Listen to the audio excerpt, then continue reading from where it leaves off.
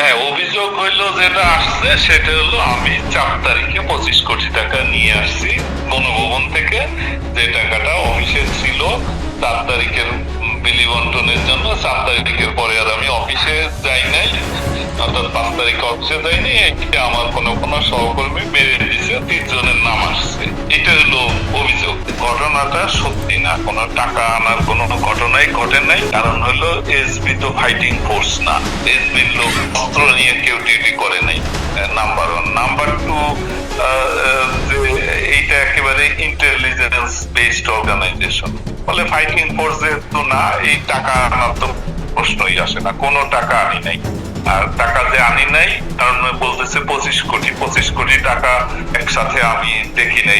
আমি নিরাপত্তাহীনতা বোধ থেকেই আমি আসলে বাসায় ফিরি নাই 5ই আগস্টের পরে।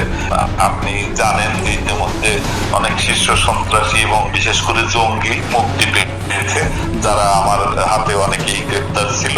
তা এবং এই 5 তারিখ থেকে ফেসবুকে সোশ্যাল মিডিয়ায় আমার বিরুদ্ধে মানে আমাকে ক্রমাগত হুমকি দিচ্ছে। 6, 7, 8 তারিখের ফেসবুকের ইয়েগুলো দেখলেই দেখবেন।